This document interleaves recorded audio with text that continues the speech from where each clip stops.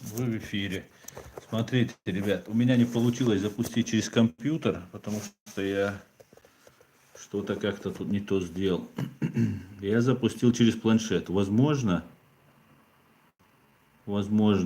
и это будет... Так, возможно, это будет второй сейчас. Сейчас я гляну.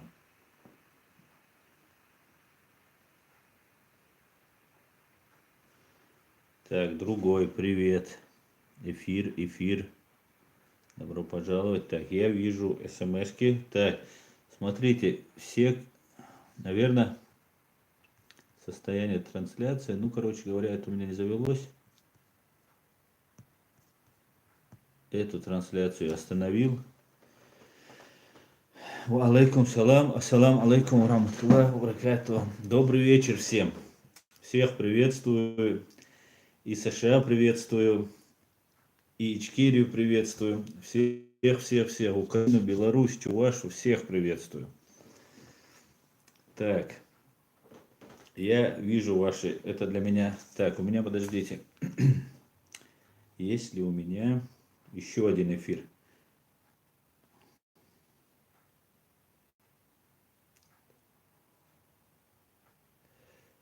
Так, плохо слышно. Нет, плохо там слышно. Запустить трансляцию. Так, слышно меня? Видно меня? Напишите, пожалуйста. Ассаламу алейкум, она тоже смотрит. Так, Ичкерия тоже смотрит. Ассаламу алейкум из Франции. Алейкум салам. Мне сейчас надо сделать так, чтобы те, кто смотрит меня на той трансляции, которая у меня не удалась. Сейчас мне надо остановить, наверное, трансляция завершена. Эта трансляция вроде остановилась.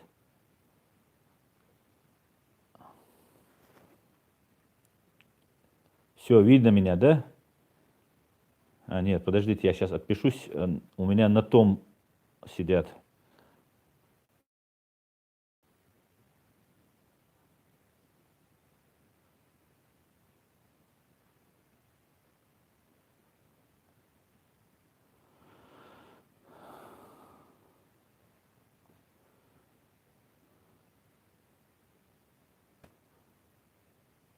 Так, подождите секунду.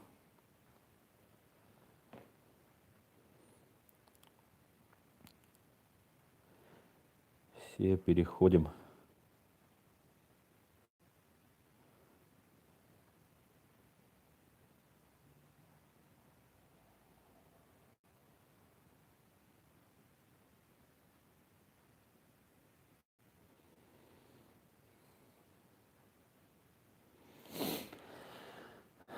Так, ну хотя я там тебя, ну хотя и там тебя слышно, но не видно.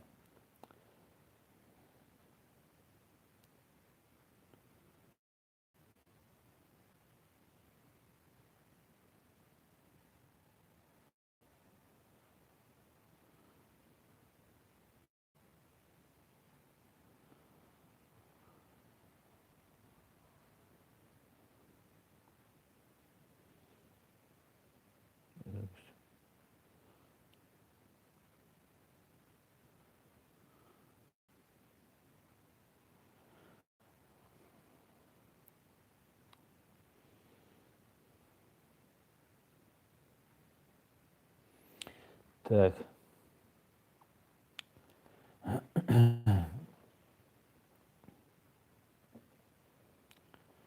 Нет инфо.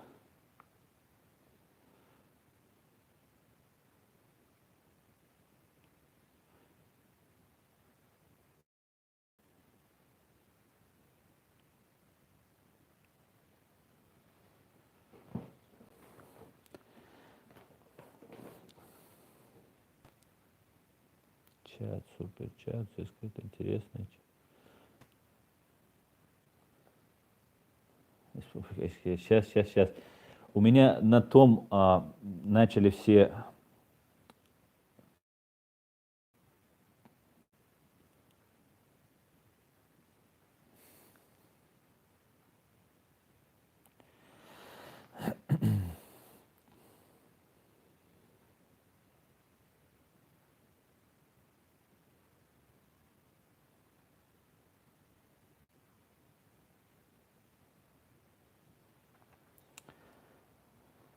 Сейчас, подождите, у меня просто там много идет этих сообщений.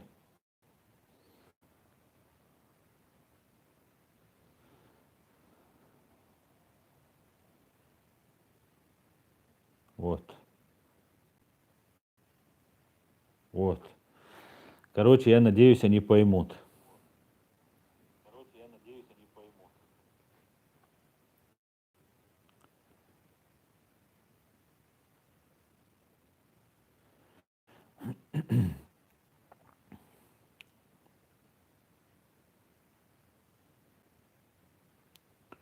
Так, там уже все.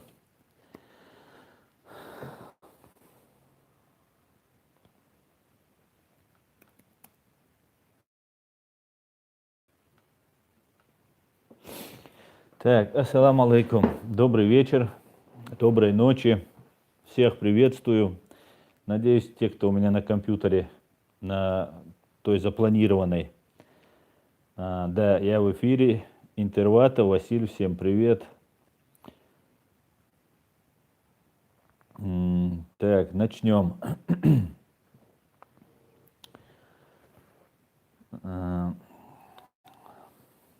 Меня давно просили начать стрим, и вот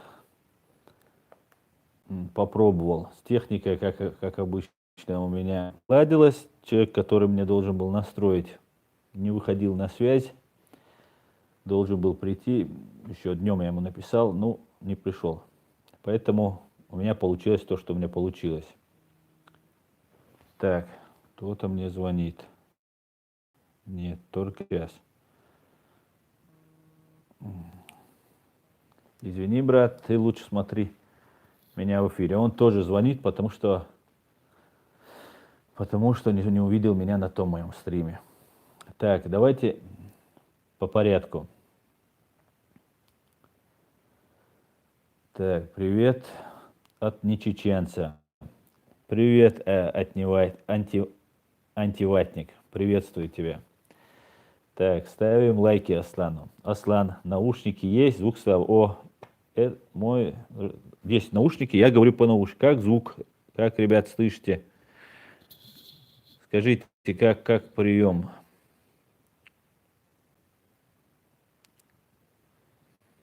Да, и с дедусиком выйду. Скажите, как слышно? Нормально, звук нормально, все отлично. Так. Ва алейкум салам, Юштхова. Слышно нормально. Салам, маршал из Франции. Ва алейкум салам, маршал Хейль. Рад вас всех видеть. Чеченцы не любят Кадырова, сам знаю. Угу. Ты родственник Хамбио, очень на него похож. Я еще родственник тогда этого Николаса Кейджа. Говорят, на него тоже я очень похож. Поэтому родственник я не являюсь Хамбиева. Никак, слава богу. Не хватало нам еще Хамбиева. Так, давайте пообщаемся. Салам из Израиля. Салам, Израиль. Как относишься к Тумсо? Смотрите его? Тумсо я знаю давно. Иногда смотрю, когда бывает время. Знаю еще, когда он только уехал в Грузию. Я ему пытался привлечь внимание. Он попросил меня, я пытался привлечь внимание к его проблеме. Потом, когда он уже перебрался в Польшу, мы пообщались. Ну, в принципе, так, да. После этого у него телефон МТС был, у него его изъяли. И после этого связи у меня с ним нет. Мой номер у него есть. Ассаламу алейкум. Я просто не успеваю все читать.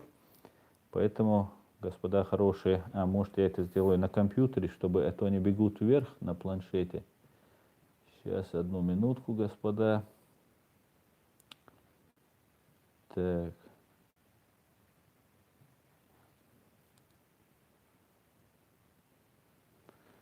Суперчат сделай. Суперчат есть. Можете писать, и вот тогда я точно буду видеть.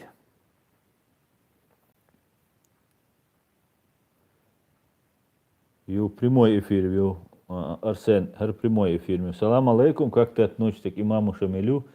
Многие чеченцы его оскорбляют и так далее. К имаму Шамилю я отношусь хорошо. Имам Шамиль был нашим имамом. Единственное, под конец жизни он сдался в плен, что всем известно. И, соответственно, ну, как бы лидер – это знамя. Знамя нельзя ни в коем случае передавать, даже кто бы не сдался в плен. Там есть, ну, есть оправдание того, что там многие его покинули и так далее. Но при всем при этом знамя должно быть знамем. Это не только твоя привилегия, но это и ответственность. Поэтому это был, ну, неправильный шаг, и это был большой удар. Потерять столько людей, и потом, когда знамя пало, это было не очень правильно. Совсем неправильно. А что ты можешь сделать для Тумсо? Для Тумсо, у Тумсо есть много кто, он очень известный, ему много кто может помочь. Поэтому я ему, что я могу, я сделаю, если потребуется. Но он ко мне не обращается, так как у него, видимо, все нормально, у него там правозащитные организации есть, и поэтому в моих услугах он не нуждается. Единственное, что бы я посоветовал Тумсо, сидя в Польше, прося политическое убежище у польских властей, у стран, у страны, которая имеет демократический конституционный строй, говорить, что демократия это не то, шариат это сила, пока в мире шариата нет, поэтому я пока побуду тут, и когда-нибудь, когда появится какая-то возможность, я вернусь и установлю шариат. Соответственно, для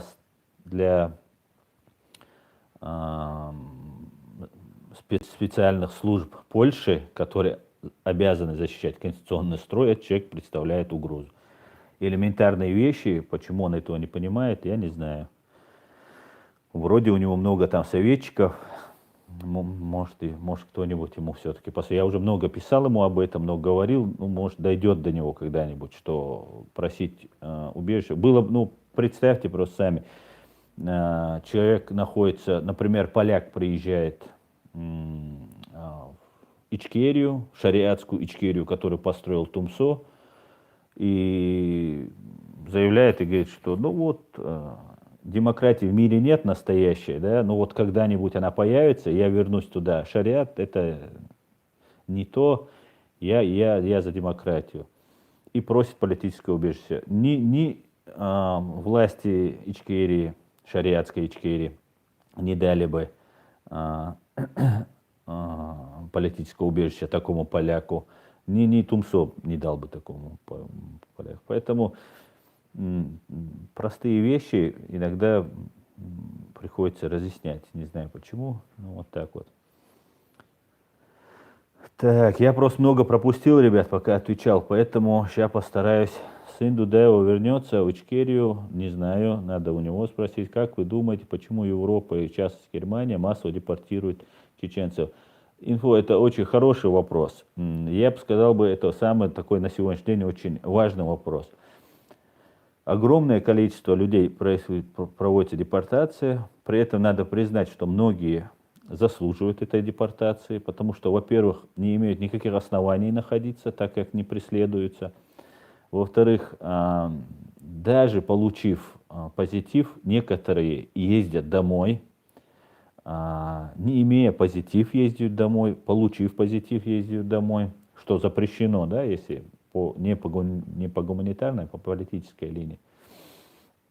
Забегая вперед, русским и ко всем остальным отношусь хорошо. Поэтому многих депортируют. И вот у нас такая вот проблема сейчас. Пока, пожалуйста, не пишите мне вопросы, потому что я сейчас буду отвечать на этот вопрос, и многие вопросы я просто пропущу. На планшете они уходят вверх, и поэтому не получится их просто ответить.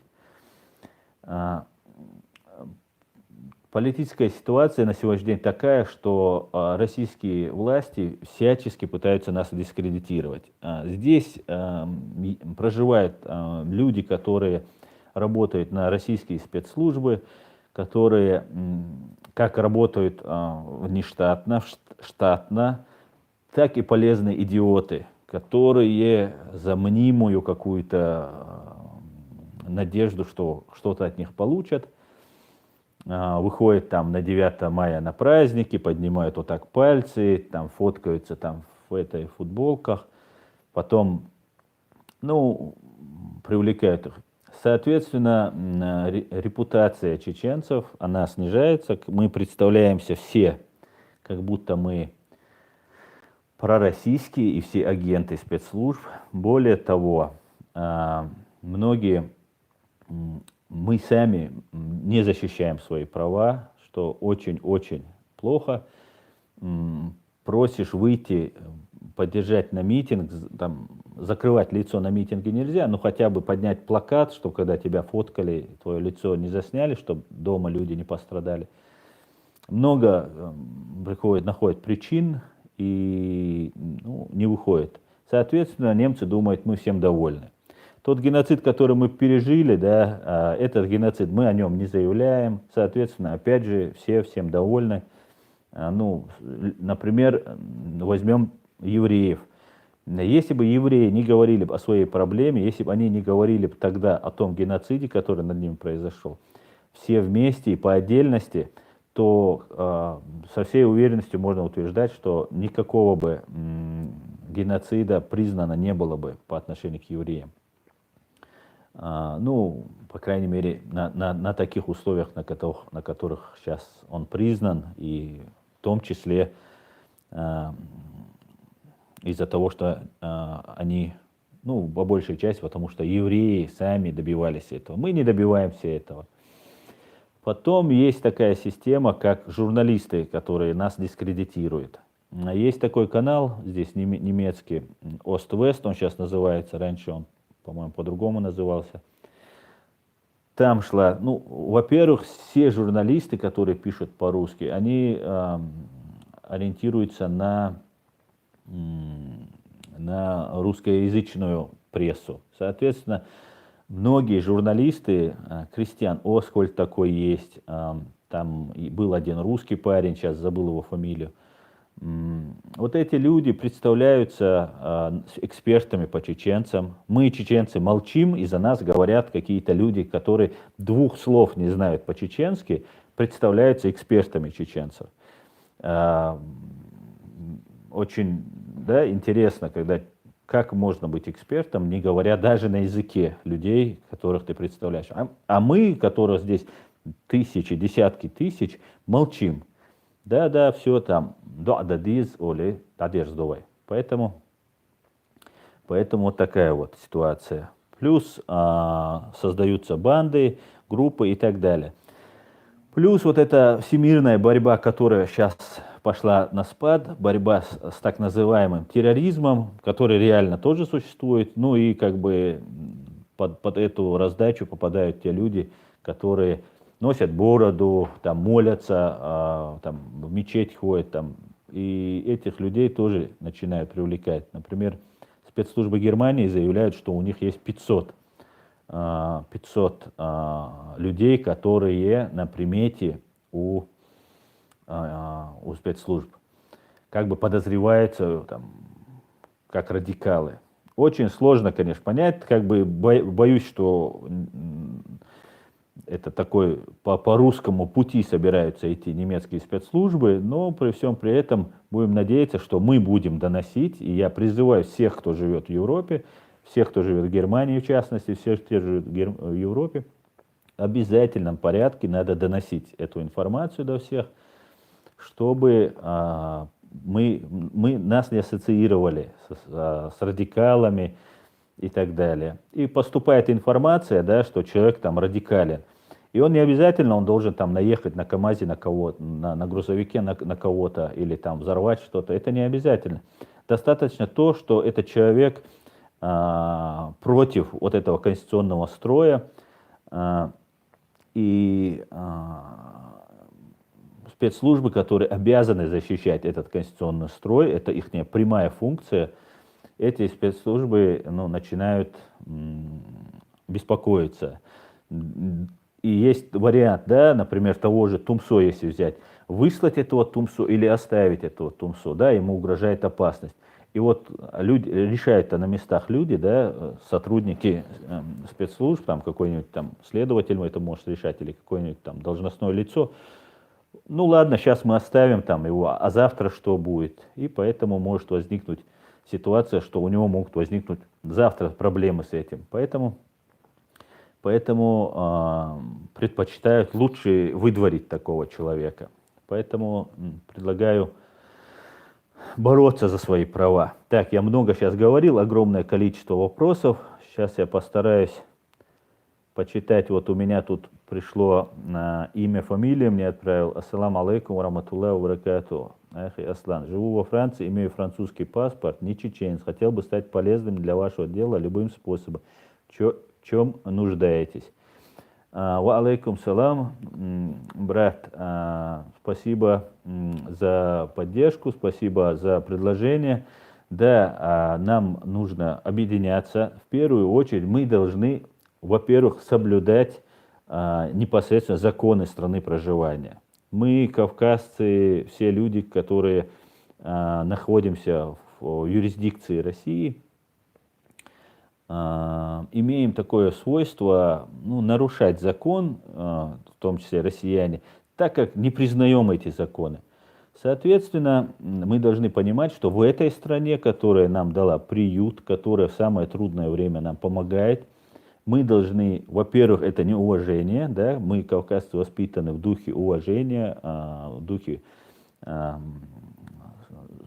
чести, слова, поэтому мы должны уважать только даже исходя из этого. Во-вторых, мы должны все делать в соответствии с законом. Демократические страны дают огромное количество, огромные возможности для того, чтобы мы могли отстаивать свои права. Если кто-то где-то там не смог отстоять в суде свои права, это не значит, что это все, они все заодно с ФСБ, они все враги. Нет, я вас уверяю.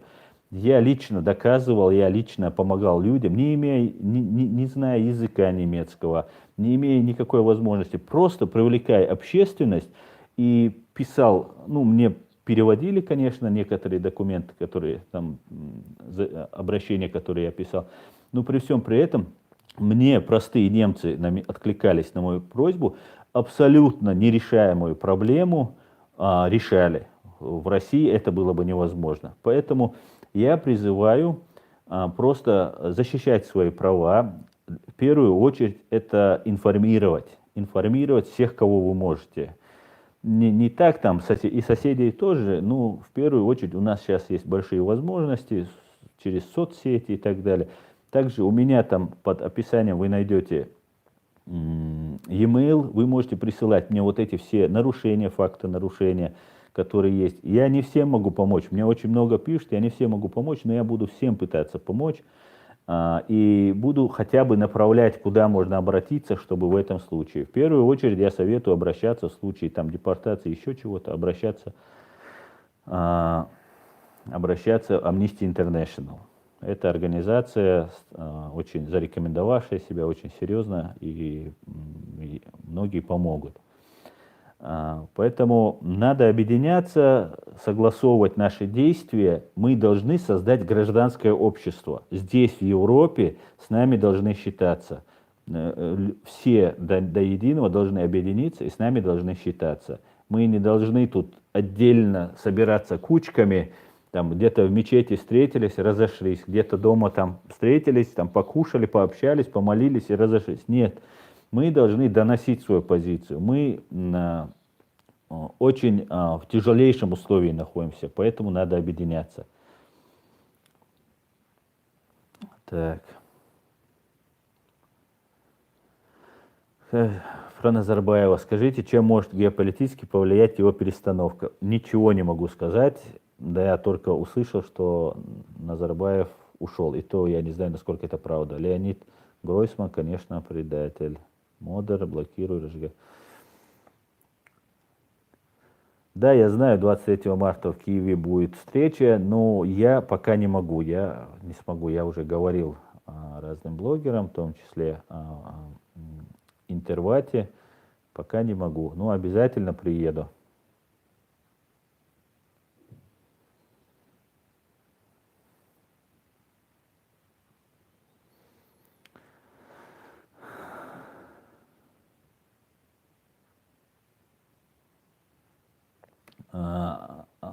Антикремль.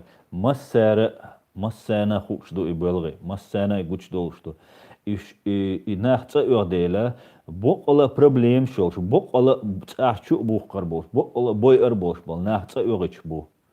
Дигар дукса цуца үрш нари атнари. Шатсан хуман вайтсан хуман лирш мадуй кузавай. Зарбат ки дехкан дат. Гукта дехкан дат. Иште гучбил шбон цаёрш бе хинц уже чахде науне цундела шаш цаёрш бе шаш бизнес я воги дат цауджим сатубриш тула вайн бахкалс тула ма бахна цаур дуай.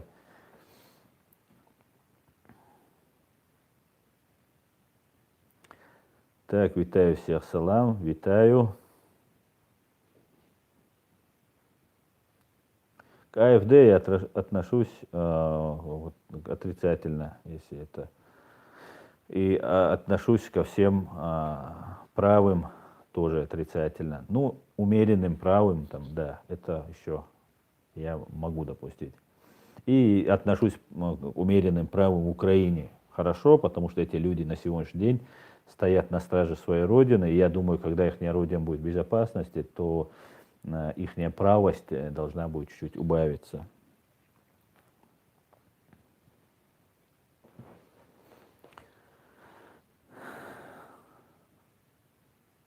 Спасибо, Сергей Семисал, спасибо.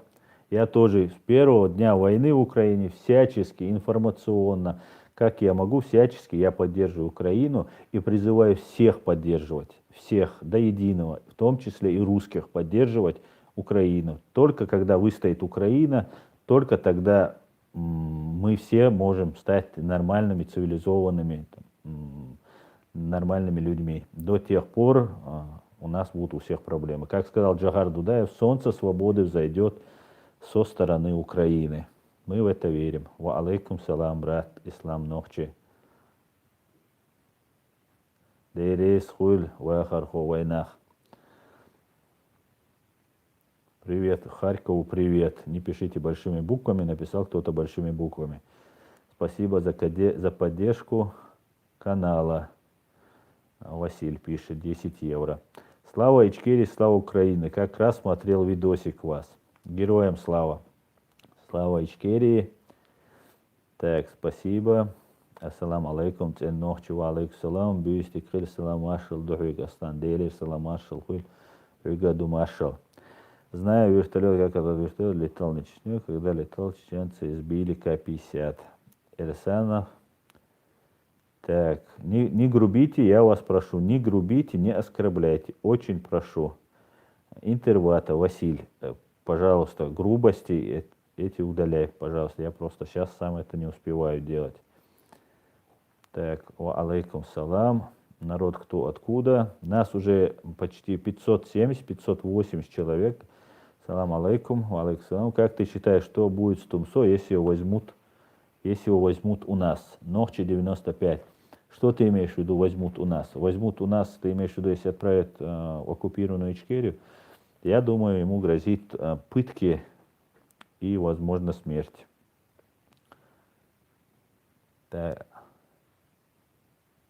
Аслан Хасан Чуга Кузавир Бовщик Олк. Ну, Эла Мишер. Вистаглиш Ачуна Асу Олайн Хадизеро. Окалчгейна. За что бан? Вы что, совсем тю-тю?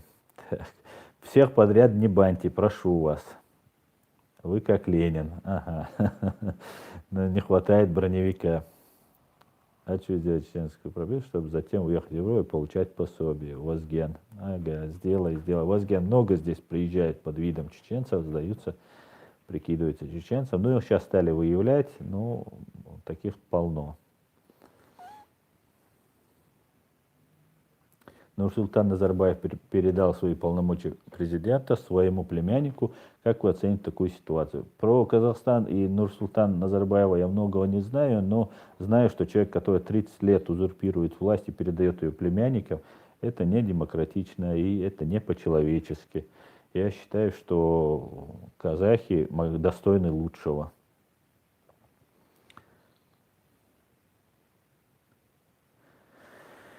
Так, какие 21 встречи блоги. Ассаламу алейкум, братья, ва алейкум салам. Люди, хватит из-за Шамиля спорить. Да, не спорьте из Шамиля, я прошу, давайте в другом месте. Так, уважаю чеченцев с 14 года, когда впервые с ним познакомился в армии. Интервата, давно подписался на вас. Спасибо, ты стал моим братом. Спасибо и тебе спасибо. Предлагаю всем подписаться, кстати говоря, на Интервату. Очень хороший канал, очень хороший контент, очень хороший парень по имени Василь. Поэтому предлагаю подписаться. Наш полностью в доску свой пацан. Поэтому предлагаю подписаться. Юрий говорит, дай людям писать, как им хочется. Да, Юрий Карпенко, я тебя прошу, вот давай у нас здесь будет правило, что большими буквами можно писать. Я тебя об этом много раз просил и еще раз прошу, Юрий. Ну, послушайся один раз хотя бы, уступи. Я знаю, что ты парень принципиальный, но уступи.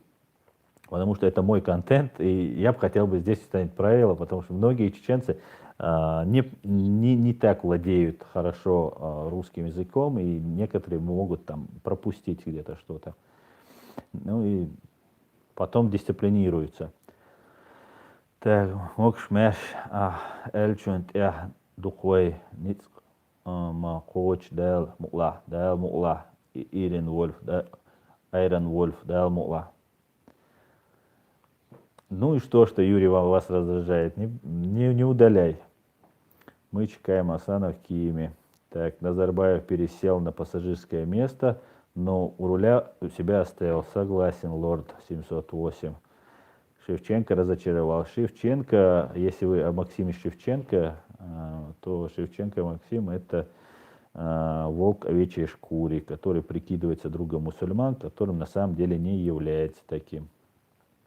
Аслан, как вы относитесь к тому, что среди чеченцев много салафитов, которые хотят шариата вместо демократического государства? Я отношусь ко всем людям положительно. Каждый человек имеет право исповедовать религию, как он считает нужным. Для того, чтобы установить шариат, или хотя бы, чтобы у нас были шариатские суды, как, например, в том же Лондоне или в Турции, нам нужно подготовить людей, нам нужно подготовить специалистов, чтобы не бросаться из крайности в крайности, да, когда появляется какой-нибудь хадис с ссылкой, что этот хадис достоверный, там все такое. И мы при всем при этом, мы знаем, я лично могу со всей уверенностью это утверждать, что есть ФСБ отделы, которые занимаются и христианством, и иудаизмом, и в том числе исламом. И ислам считается самым таким основным направлением, потому что мусульмане верят не просто как бы традиционно верят, а реально посвящаются в эту религию и искренне в это верят. Ну, другие тоже, но у мусульман это как бы уже принимает такой оборот. И, соответственно, на это ФСБ уделяет огромное внимание. Поэтому мы должны очень аккуратно, мы увидели, да, мы увидели, как из крайности в крайности, к чему это приводит. Поэтому мы должны исходить из опыта, мы должны исходить из знаний, мы должны исходить из элементарной логики и, соответственно, аккуратно прийти к тому, к чему мы хотим. Ни одна демократия, против демократии ни один нормальный человек быть не может, потому что демократия это в первую очередь демократос, да, демократос, народ и власть, народовластие, власть народа. И никто не может быть, ни мусульманин, никто здравомыслящий человек не может быть против народовластия, ну, кроме какого-нибудь имперца, вроде там Гиркина, Стрелкова. Поэтому мы, думаю, договоримся со всеми. Да, радикальные люди, которые есть, многие как бы, или они, это агентура, или провокаторы, или же многие начали понимать. Я надеюсь, что все будет хорошо. Так, Арчил Мачавариани. 5 евро. Good luck. I really respect you and your people. Спасибо, Арчил.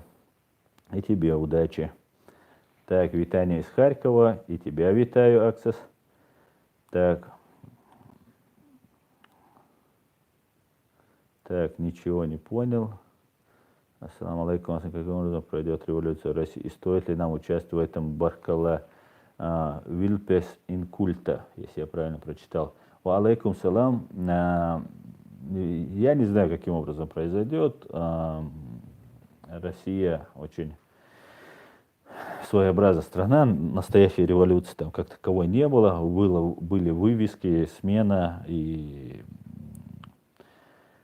Ну, я не могу сейчас сказать, не будем сейчас предсказывать что-либо, потому что это будет там глупо. Но могу точно сказать, ни один чеченец не должен участвовать в этой революции. Мы в 17 году помогали свергнуть, в том числе на Кавказе, мы были главными, ну, в первую очередь, потому что идеи коммунизма, они были очень привлекательны, как таковые, да, но только в раю они осуществимы. Во-вторых, коммунисты, большевики, когда пришли к власти, расстреляли царскую семью, и мы, которые переживали, дагестанцы, чеченцы, карачаевцы, кабардинцы, ну, все, черкесы, ингуши, все, кто пережил гонение, убийство, геноцид со стороны царской власти, реально поверили, что эти люди, которые новые пришли, раз они расстреляли, да, в нашем менталитете, в нашем понимании, если он убил плохого, значит, он должен быть хорошим, если ты убиваешь плохого. А вышло так, что убили плохого, а стали еще хуже. И потом мы пережили опять и геноцид, и убийство, и чистки, и зачистки, и все такое. Потом в 91 году мы поддержали демократов, в кавычках, которые на самом деле не оказались демократами, Ельцина. И даже наш Шамиль Басаев с отрядом приезжали защищать Белый дом, помогать демократам, настоящим русским демократам. И сыграли большую роль в этом, потому что в первую очередь только то, что находились там уже чеченцы, уже влияло на ту сторону, и это способствовало выигрышу. Что сделали демократы, так называемые новые имперцы, да, мы тоже знаем, КГБ свою власть не отпустила, все, ничего не изменилось. Поэтому мы теперь будем смотреть. Информационно помогать надо, способствовать надо, советовать надо, финансово кто может помочь тоже надо, но принимать непосредственное участие и воевать за какую-то из сторон в России я категорически просто, исходя из опыта наших взаимоотношений с Россией, призываю этого не делать. Кто хочет помочь, тот должен помогать Украине. Только Украине. Все, кто... Грузия, Украина, все люди, кто воюет против имперской России, кто противостоит этой стране, это наши союзники и наши враги. С ними мы никогда не враждовали и никогда, дай Бог, не будем. Вот. Так, салам из КЧР. Так, Россия всегда стремилась разделить народы, чтобы потом завоевать. Нужно не повторять ошибки. Ассаламу алейкум. Так, да здравствуй, героический сирианский народ, который любит свободу и независимость, а ни от кого, кроме великого Аллаха. Ва алейкум салам. Так, как вы думаете, как можно интегрировать жителей Донбасса в украинское общество после того, как Украина восстановит контроль над Донбассом? Я думаю, это не составит особого труда. Просто первое, выключить вот эту пропаганду, которая им льется в уши, и заняться разъяснительной работой. Я думаю, многие поймут, кто не замешан в крови, кто не замешан в измене, кто не замешан в убийствах. Те люди осознают, поймут. Кто замешан, конечно же, должен быть привлечен к уголовной ответственности. Так, Тула Мабахня Европе Юна Цауидуш Цагурвоушвуя, Аслан. Республика Ичкерия задал вопрос, если когда победим, ты вернешься в Ичкерию, не возвращаясь в Европу. Да, я мечтаю вернуться, и я, когда вот Тулам победа, да, когда мы получим эту долгожданную победу, самая большая проблема, проблемы только начнутся, потому что нам сейчас мы можем критиковать, там, выявлять их преступления, оскорбления, но когда мы уже освободим нашу родину, когда деоккупируем ее, тогда начнутся самые большие проблемы. Тогда и народ нас не будет поддерживать, потому что будут там видеть какие-то там ошибки. Среди нас будет много людей, которые будут, сейчас их не слышно, ну и когда воевали, не было их слышно, но потом они появятся, будут участниками и войны, и потом сопротивления, поэтому будут пытаться нагреть руку. Поэтому самое сложное начнется потом. Да, соцаур волшу, да, алмула, цаур волшу, да, алмула. Кес хирадуи. Так, бисмилля, Абу Адам, да, саадуэль Абу Адам.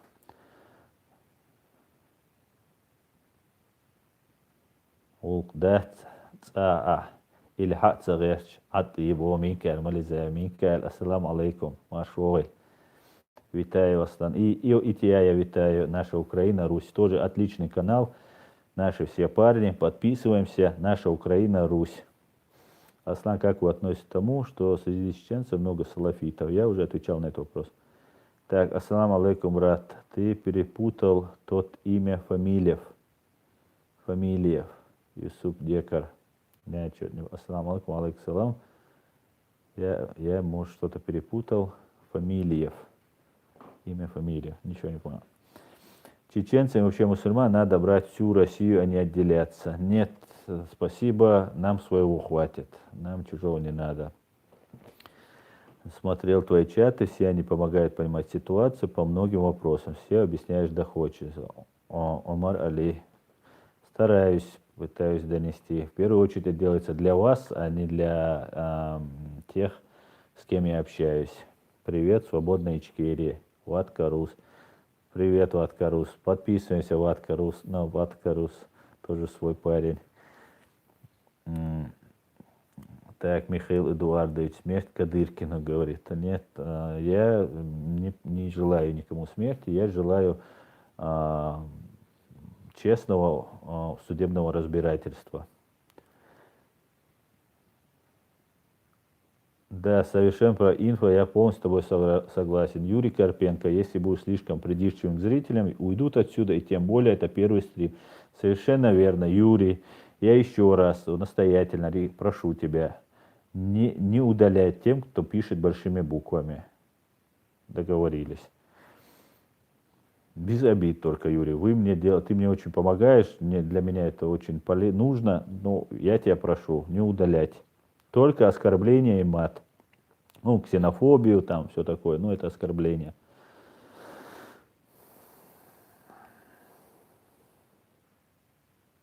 Пожалуйста, зачитывайте вопрос до ответа. Пожалуйста, зачитывайте вопрос до ответа. Хорошо, буду зачитывать. Привет. Я недавно посмотрел ваш канал, довольно интересно. Я нейтрально отношусь ко всем национальностям и выступаю против войны. Успехов вам. Марти Аленкар. Спасибо. Блокирую всех, кто не так себя ведет. Так, это Адольф СС. Вот за этот ник я бы, например, тебя забанил бы. Только за Адольф СС. Это то же самое написать там НКВД Сталин. Адольф СС. Не намного лучше. Так, Одесса с вами, брат. А с вами Гамбург, Киборг. Валейкум салам. Имя, фамилия, извини, брат, спутал. Так, насчет Лемы, что скажешь? Стрим Шевченко. Да, я смотрел вот этот стрим Шевченко. Лема Шахмурзаев, да, его фамилия, по-моему. Ну, обычный конформист, который себе ищет там хорошего места. Все тезисы коллаборантов, предателей он перечислил. Ахмад Хаджи, там федералы, оккупантов называть федералами, это уже автоматически выводит человека, в моем понимании, тем более образованный, да, может не понимает там себя назвать, наших бойцов назвать там боевиками, там еще как-то что-то сказать, федералы сказать, но человек, который прекрасно понимает, что значит эти термины, говорить, это для меня этим все сказано. Так, ассаламу алейкум, брат, салам, маршал, дровик, да, Аллах, атто, бойл, России, гражданин. Алейкум салам, масира, бойл, атто. Может, чеченцам есть смысл собрать 1 000 000 подписей в электронном виде и отправить в ООН с просьбой признать Ичкерию. Мы все это делали, счастливое время задает вопрос. Может, чеченцам есть смысл собрать 1 000 000 подписей в электронном виде и отправить в ООН. Мы недавно, точнее, Саид Амин Ибрагимов, наш известный правозащитник, борец, который собрал огромные материалы военных преступлений, преступлений против человечности, собрал, отправил сейчас документы. Признание как таковое, оно не имеет значения, признание. Да, оно важно, но оно не так важно, как, например, деоккупация. Наше государство существует. Для существования международное право признает государство, существование уже государства признается, нужно 4 условия, 4 признака. Это народ-нация, территория и независимое правительство. И правительство это должно иметь возможность устанавливать с другими правительствами, с другими государствами, с другими организациями контакты. Все. Вот нам русская пропаганда говорит, что вот там вас только Грузия признала, вас там только Афганистан и турецкий Кипр признал, типа вы там не признаны. Ну, даже если одно государство признало нас, этого достаточно.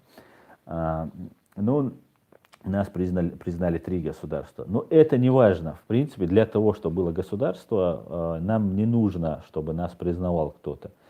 Так как это необходимое условие, только признание это заключение между 2 сторонами двухстороннего договора. Это там экономические какие-то вопросы решать, это выдача там каких-нибудь там преступников, допустим, да, или какие-нибудь бюрократические выдачи документов там, и так далее, выдача виз и так далее. Все, это только взятие 2 сторон на себя обязательств. Все. Признание нас кем-то не делает нас государством. Непризнание ни одной страной в мире нас также не лишает нас государственности. У нас государство есть, успокойтесь. С юридической стороны оно существует. Просто у нас ситуация оккупирована. Как тот же Крым, который является составной, неотъемлемой частью Украины. Юридически мы также являемся государством. Мы оккупированы полностью. Только лишь всего. Наше юридическое обоснование нашего государства, это не обсуждается, оно существует. А оккупированную страну, например, признавать сегодня, да, мы установим посольство, например, та же Украина могла бы нас признать, мы об этом говорим. Недавно Дедусик, есть такой блогер, ветеран боевых действий, он кандидату в президенты Руслану Кошельницкому, по-моему, предложил признать геноцид 1944 года чеченцев, то, что я ему отправлял, и признание Чеченской республики Ичкерии. Конечно, для нас это было большим подспорьем, нам это очень важно, что нас признает государство, что мы можем устанавливать с вами дипломатические отношения. И для вас это было бы, для Украины, большим подспорьем, потому что для чеченцев вы стали бы такой страной в трудное время, когда вы протянули нам руку. Ну, эти отношения, это исторические моменты. Вот сейчас то, что происходит, наши бойцы Иса Мунаев, Амина Акуева, эти погибшие за Украину наши братья, сестры, то сейчас несут службу, да, защищая рубежи. Это исторические моменты. Как Александр Музычка, Сашка Белый, который с друзьями, со своими соратниками приезжали. Это все останется на века. Это будут исторические моменты, и мы будем очень мирно, дружно существовать. И вот эти сейчас закладывается фундамент нашей дружбы. Так что вот так вот. Так. Как к Саакашвили относишься? Ну, к Саакашвили я отношусь, ну, неплохо, скажем так. Саакашвили молодец, боец, ну, скажем так, я к Саакашвили ну, неплохо отношусь. Мне не нравилось, что он там в Украине мутил, ну, вот там он рамсовал. Но это не точно, не потому что он не прав. Он может быть 100 миллионов процентов прав. Просто вот в это трудное время, я считаю, исходя из нашего опыта, может быть, мое мнение ошибочно, я считаю, что Порошенко стул его шевелить нельзя.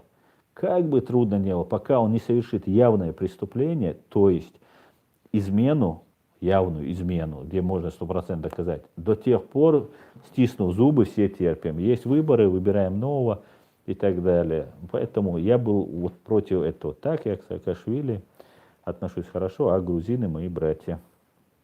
Привет из Осетии. Привет, Осетия. Пропер шоу. Привет всем. Всем привет. Спасибо за поддержку. Ваш земляк в моем городе служил в Полтаве. Привет, перелистай, Аслан, листаю. Вы много пишете, я не успеваю. Так, пророк Давгаситу, Аллах приветствует. Пусть люди перестанут хвастаться своими предками, либо они будут перед Аллахом более презренными, чем жук, который ковыряется в навозе. Абу Дауд. Хвастаться, я не знаю, но гордиться некоторыми предками, я думаю, стоит. Потому что если мы закладываем что-то сейчас, одно достается и нашим внукам, потомкам. Хвастаться и кичиться этим, конечно, это неправильно.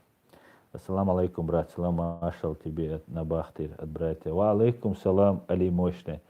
Это самая сложная для меня проблема, самая тяжелая для меня проблема. Десятки тысяч чеченцев находятся. Вот брат Али Мощный пишет, он передает салам из тюрьмы от братьев. Али Мощный, я знаю, в каких условиях вы находитесь. Вы не представляете, как это тяжело осознавать то, что вы там находитесь.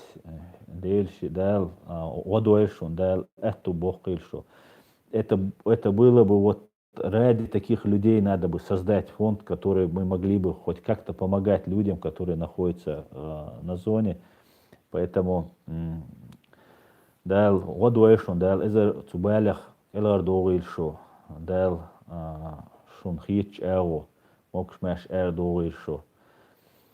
Если у вас какие-то будут вопросы, Али Мощный, вот вам, всем, кто сидит на зонах, всем, не только к чеченцам, всем, дагестанцам, украинцам, сейчас очень много крымских татар начали пополнять зоны. Присылайте видео, присылайте сообщения, я это буду озвучивать, я это буду доносить. Это очень важно, это невероятно, в каких условиях находятся на зоне люди. Это очень тяжело сейчас, это все. Об этом надо отдельную тему создавать. Да, я это создам. У тебя есть документы? Да, у меня есть документы. Ассаламу алейкум, ассалам. Худу тигаму, дику, войнах про.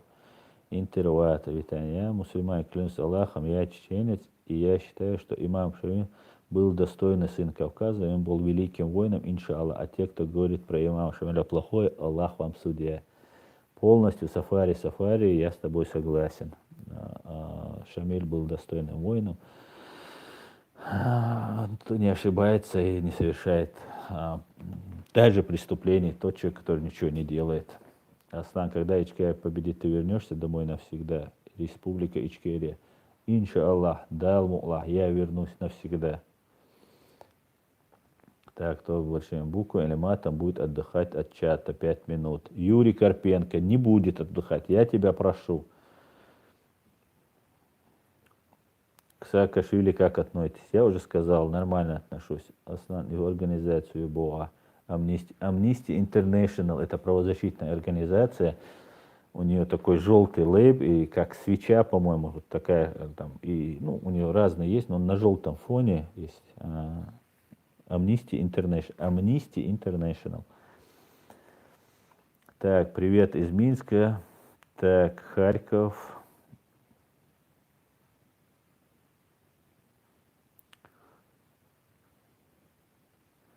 Киев, привет, Крым, ты настоящий сын Ичкерии, спасибо, с Крыма, привет, Крым. Салам, Тумсо 2, нет, я не Тумсо 2, я Аслан 1. Заблокирую одного тезка. Саламиска чердал это боль хабрат. Дерес холь Николас Кейдж не Ленин. Нет, я не Николас Кейдж. И не Ленин. Много инда. Я из Чуваши, поддерживаю Украину, работаю в Йошкар-Оле, и очень трудно достучаться до жителей. Начинаешь про Крым, Донбасс, так меня бандеровцем называют. Да я знаю, Саша Гаврилов, да, есть такое. Я, когда только в Украине началась война российско-украинская, то я прекрасно это все помню и боролся тоже как мог за правду.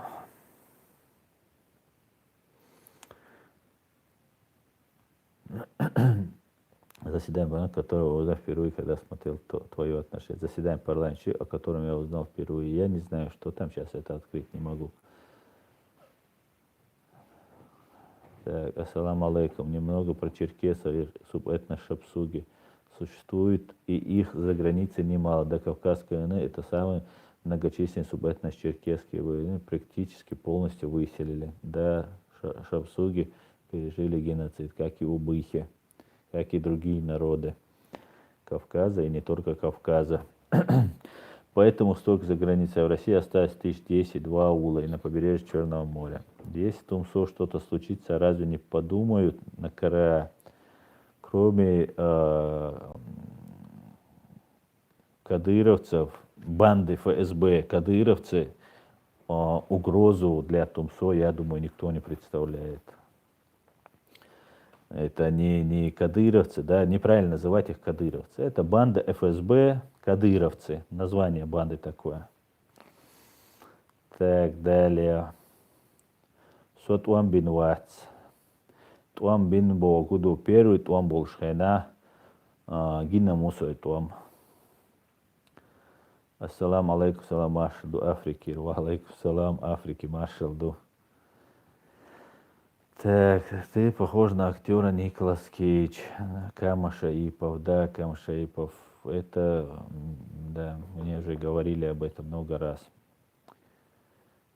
Так, Аслан, Украина вывезет, победит ли вы, имеете в виду, Степан Андреевич? Обязательно, другого выбора у вас нет. Так, как вы относитесь к чеченцам, воевавшим в Абхазии? Я считаю, что это была ошибкой. Ни в коем случае мы не должны были. Но я считаю, что для этого тоже есть основания оправдания этому всему, так как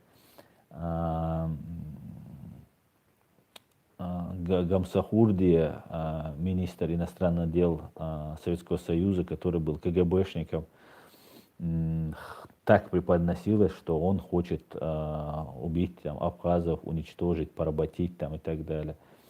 И наша небольшая группа добровольцев поехала туда и принимала участие. Гилаев, например, развернулся и уехал, когда понял, что к чему. Остальные чеченцы тоже, когда поняли, что это не их война, вернулись. И слава Богу. И вообще за Россию воевать никому не советую. Ни под каким предлогом, ни даже против там Гитлера воевать против даже Гитлера на стороне России никому не советую, в том числе и грузинам, которые воевали против чеченцев. Салам алейкум, брат, салам Машал от брата с Польши. Ва алейкум салам Адам Адамов. Салам алейкум, алейкум салам. Алейкум салам. Вот так. Токио, добрый вечер. Добрый вечер, Альберт Татартюрк. Басаев, герой чеченского народа. Гисли Басаев до конца прошел свой путь. Много ли было ошибок? Много. Совершал ли преступления? Совершал. Военные преступления, я не знаю, но захват школы в Беслане. Это было тягчайшим преступлением. Но Бог ему судья.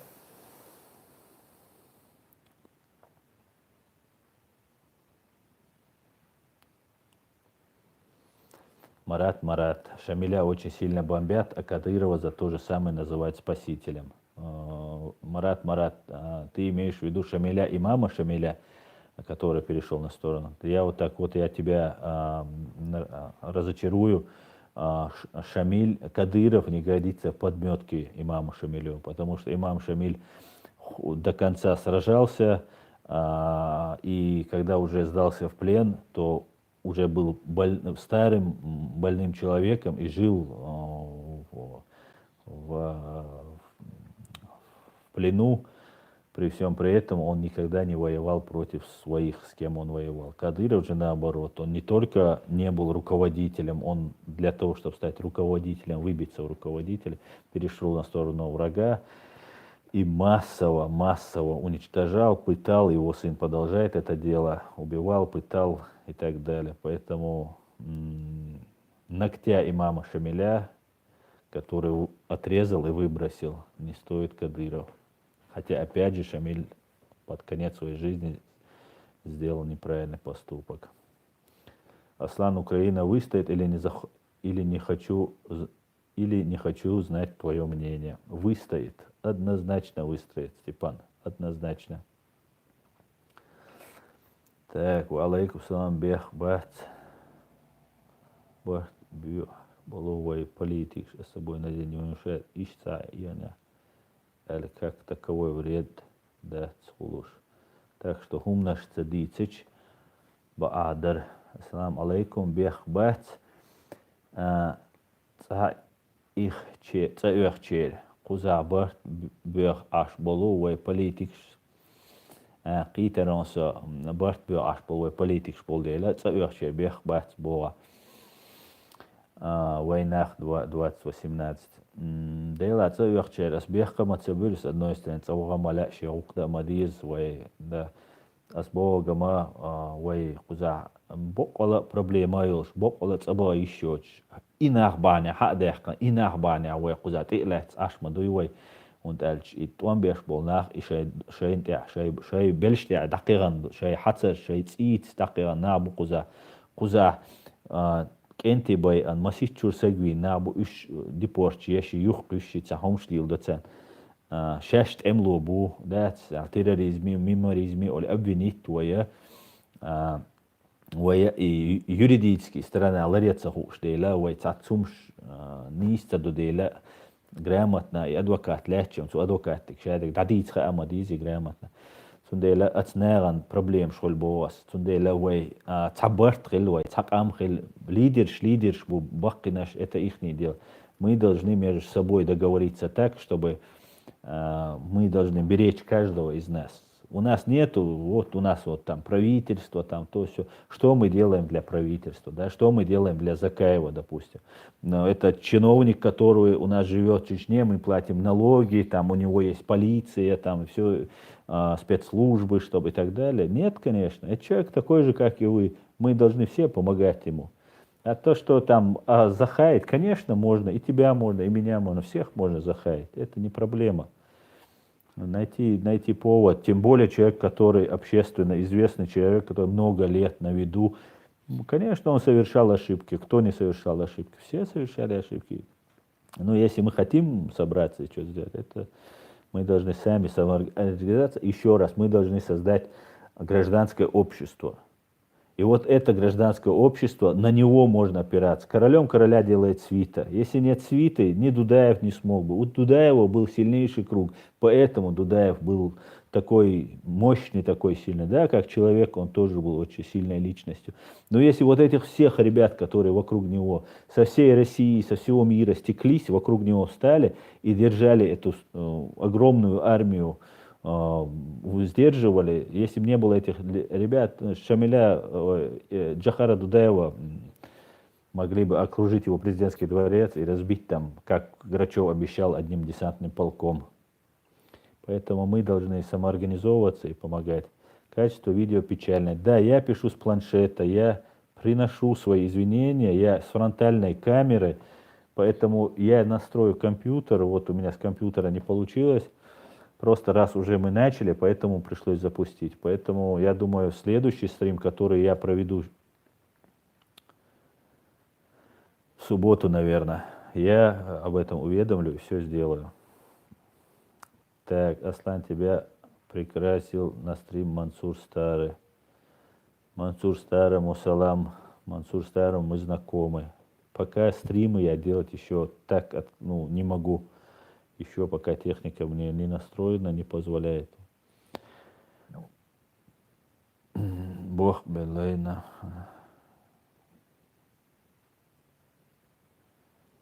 Ты в бан всех. Юра, сейчас всех забанят. Добрый вечер. Вам не кажется, что во всем виновата израильская система, против которой идет сейчас протест во Франции, сами же евреи против израильской системы? Нет, мне не кажется, что никакая система, кроме КГБшной системы, ФСБшной системы, не является нашей проблемой. И как раз вот эти ФСБшники очень хорошо нас натравливают. То на дагестанцев натравливают, то там на евреев натравливают, то там на Запад натравливают, на мусульман натравливают. На всех нас всегда пытаются стравить, и они как бы не при делах. Нет, система КГБ, враг и русских, и России, и нас в том числе. Вы просто задумайтесь, когда вот чеченцы там головорезы, людей убивают, там то все. Вот вы-то знаете, да, чеченцы, там, кавказцы, что мы не головорезы, да, что людей мы утром младенца, вечером там еще кого-то не съедаем. Но точно так же придумывают про евреев. Вы не задумывались над этим? Очень много придумывают сказок.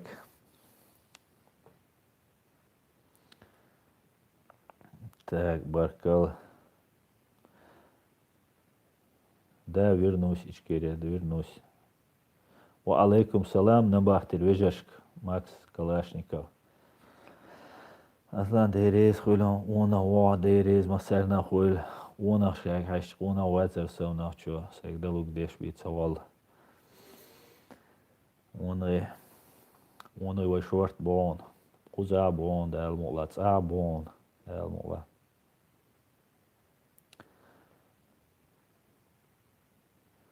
Я не знаю, Аслан, как ты думаешь, в этом году Рашка к чему-то готовится? Кеб Беккер. Я не знаю, Рашка всегда к чему-то готовится, и у Путина большая проблема сохранить свою власть, и он готовится постоянно к чему-то, потому что они вот в мутной воде только могут ловить рыбку, и вот они этим делают.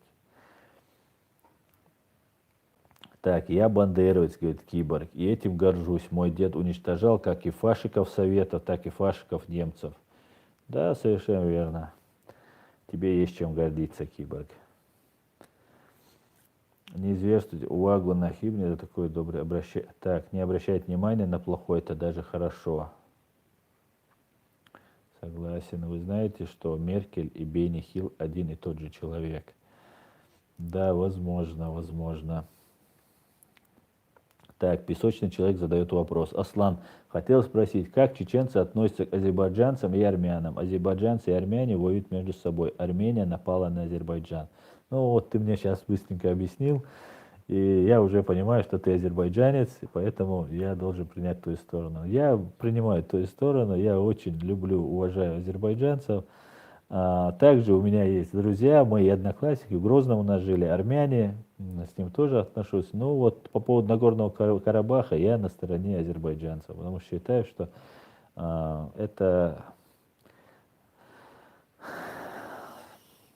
азербайджанцы в этом вопросе правы. Так.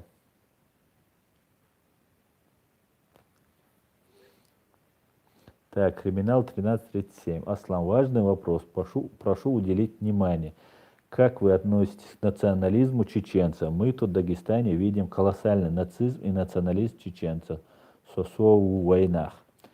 Я к национализму, к проявлению, к национализму отношусь категорически против. Как мусульманин я это осознал, что это очень плохо.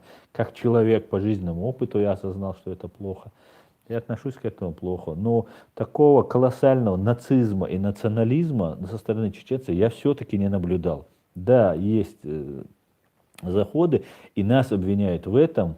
Почему-то вот в последнее время пошло, когда мы начали говорить, что мы должны там как-то аккуратно относиться и к религии, и там, к демократии, и там должны как-то разобраться в этом вопросе, уважительно друг к другу относиться. Нас начали обвинять в нацизме, националисты, националисты в какой-то мере, далеки от нацизма. Аслан, тебе тебя пригласил на стрим Мансур Старый. Да, я понял, я уже ответил на этот вопрос. Я пока не готов постримить. Салам алейкум. Из гор Кавказа. Ва алейкум салам. Слава героям, брат. Киборг, слава. Здравствуйте, Аслан. Здравствуйте, зрители. Здравствуйте. Аслан, тут цыганская почта работает на твоем канале и на инсте у Тумсо. Это хорошо. Антикремль. Цыганская почта, это хорошо. Горит шатой. Так, каратель троллей. Аслан, этот метод еще Андропов применял в Палестине в 70-х годах. Переводили старые еврейские сказки на арабский язык, делали поправки, выносили аяты и распространяли среди недалеких арабов. Полностью согласен. То есть такая идет работа, что человеку, когда, например, начинаешь объяснять, он даже не верит, что такое возможно. Там целые институты работают. Целые институты. Я когда был маленький, молодой, мне отец говорил, да, в России целые институты есть, там исламоведы, чеченоведы, кавказоведы, они изучают нас туда-сюда. Я думал, что он такое говорит? Да кому мы нужны? Зачем это? Для чего нас изучать? Ну кому мы нужны? Когда я приехал там в Петербург, когда я уже учился, среди людей общался, я понял реально, что да, есть чеченоведы, есть кавказоведы, исламоведы есть. Это люди всю жизнь посвящают этому изучению. Как бы насолить, как бы сделать плохо. Вот ради этого только и живут. Рождаются, там, учатся, пишут тома трудов и умирают. Точно так же сестра. И когда ты человек, который не сведущему это начинаешь объяснять, он начинает думать, короче, этот человек несет бред. И я думаю, а он, наверное, думает, что я несу бред. Потому что я сам так думал, когда еще не был посвящен в это, когда не столкнулся с этим. Поэтому вот так вот. Так. Чеченец атеизм воспринимается как антонимы, но понять можно. Да, наша культура построена. Я вообще не хочу никого обидеть, конечно, но мне очень странно, когда человек называет себя атеистом. Извините меня, конечно. Я в Бога не просто верю в Бога, я абсолютно убежден, что Бог есть. И последний его пророк, Мухаммад, саллаллаху алейхи вассалам. Поэтому для меня это так трудно. Может, мой жизненный опыт, я повидал такие вещи, которые, без Божьего веления произойти не могли. Хотя потом ты осознаешь, что любое, все, что происходит вокруг, это Божье веление. Не хочу даже все это перечислять. Листочек на дереве даже. Все, это невозможно объяснить ничем. Зарождалась как земля. Но для меня это странно, когда человек называет себя, особенно какой-нибудь там профессор, умный, ученый. Думаю, как? Наверное, он притворяется, мне кажется. Я не могу до конца поверить, что человек может быть атеистом. Конечно, таких много, я знаю, но не хочу их обидеть, это их право. Надеюсь, они придут к истине. Вот такие вот дела. И каждый имеет право на то, что верить как хочет, в кого хочет, или не верить вообще. Это, в таком мире мы живем, такие люди есть. Кто-нибудь помогает, которых отняли, кто-нибудь помогает, которых отняли, не знаю, что ты имеешь в виду. Так, ассаламу алейкум. Аслан атеист или вертист? Нет, или вертист. Я не атеист.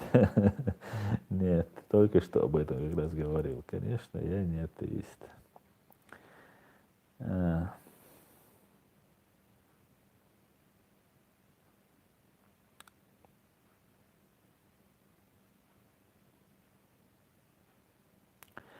Так, ассаламу алейкум, Ингушетия, Эрзи, ва алейкум салам, Бусалбаш. Ты поддерживаешь Тумсо.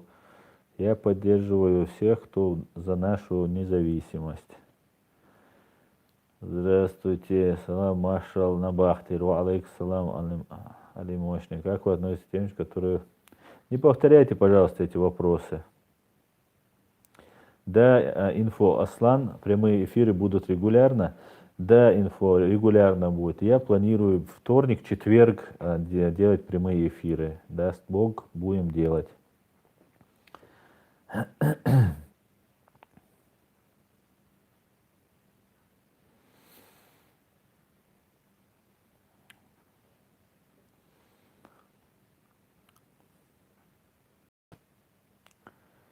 Так, Аслан.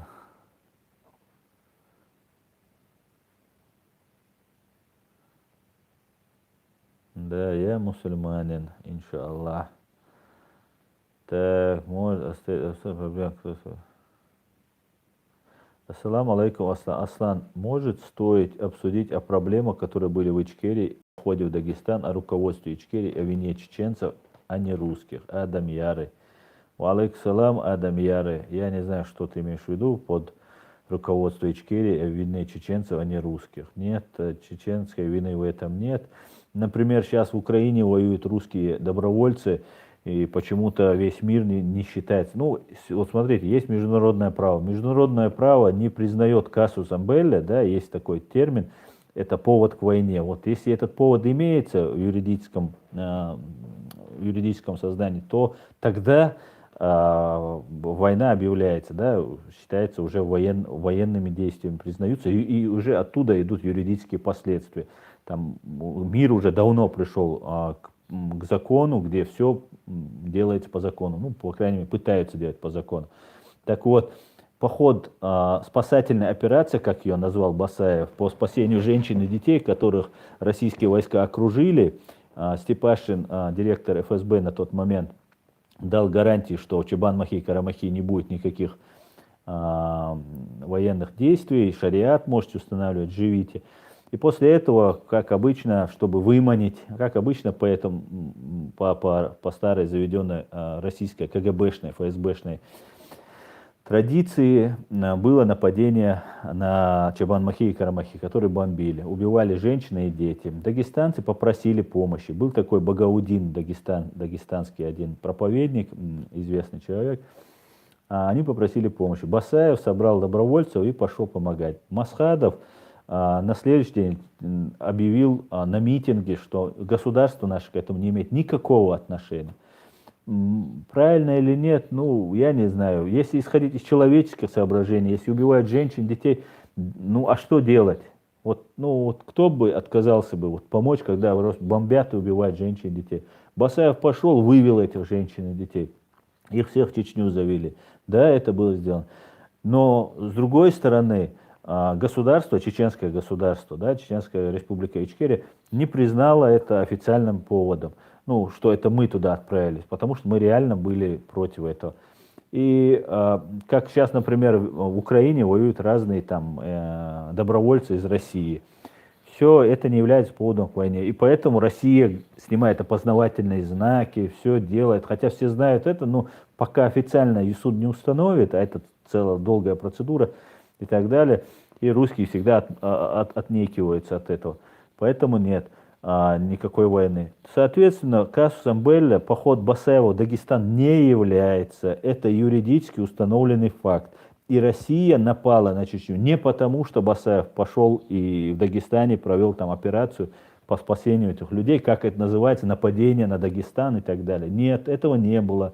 Это неправда. Не было. Это неправда. Басаев совершил спасательную операцию. И если вы вспомните, только после того, как Басаев ушел из Дагестана, начали происходить взрывы. Взрывы в Москве, сперва в Буйнакске, чтобы связать это с Дагестаном и с Басаевым, который туда пришел. Первый дом произошел в Буйнакске, взорвали там 152-ю мотострелковую, там дом, где проживали служащие вот этой бригады, 152-й, по-моему, называлась, 162-я.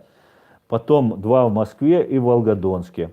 Были 4 взрыва подряд. И только тогда для Запада, для международного сообщества это являлось поводом к войне. И только тогда Россия напала. То, что взрывы, это дело рук ФСБ. Угрюмов такой был, сейчас он умер. Патрушев, который все это курировал, на тот момент директор ФСБ был.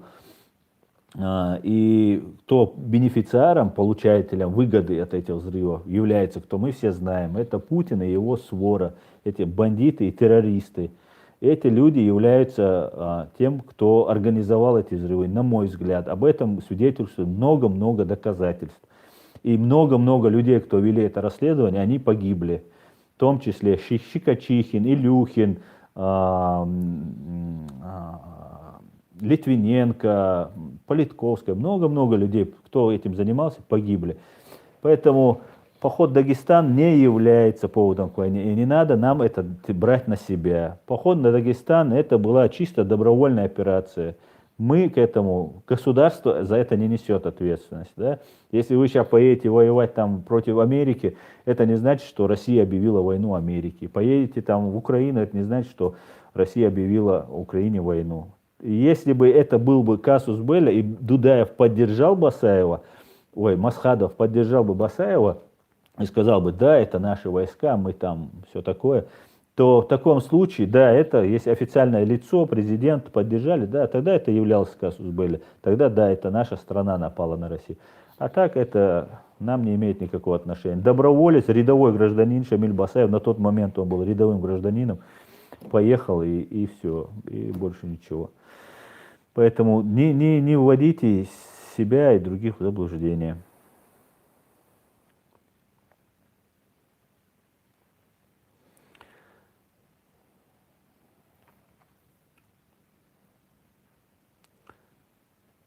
Так.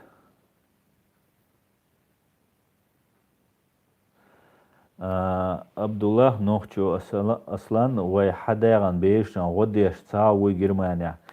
Сун цаха годеш шуват сун бадыгдич қихадуш куза хумдат са яуна бейшан яхчи нитбяши там арк мюльши хум цанистельш қайр хатса до Норвегия проблем яла йоқу халу юбар куза проблем ишт йоқият но куза низам цахай хумлар дичани وحيجر دال الغلط غلط عجر تصدق عجر صانا داس بيش عدور ده дес, ну, УАЦУ, ЦХ Бадыгдич. А ишь-то правозащитные организации можно обратиться, и они помогут.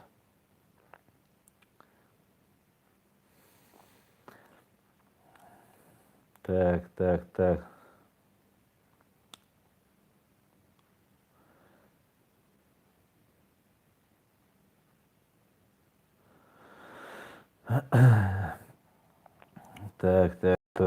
Одни и те же вопросы повторяются. Одни и те же вопросы. Юра уже вышел. Так.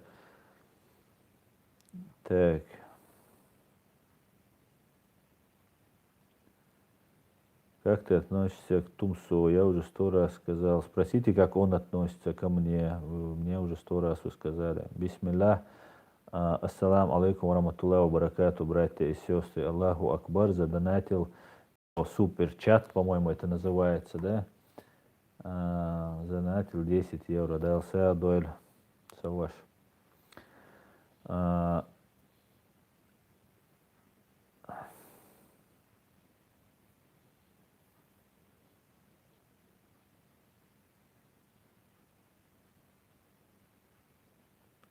Одни и те же вопросы, одни и те же, уже 1,5 часа мы говорим. Ставьте лайки. Аслан салам машал, дуна бахтера, братуи, али мощному алейкум салам. Одно и то же. Ассалам алейкум. Ассалам алейкум. Аслан, расскажи про рискому. Ва алейкум салам, Вольф Сову. Я не знаю, что ты имеешь в виду.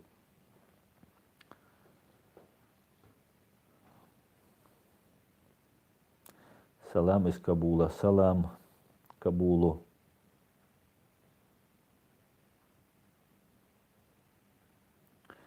Дрезден тоже с вами. Да, я делаю намаз. Саз.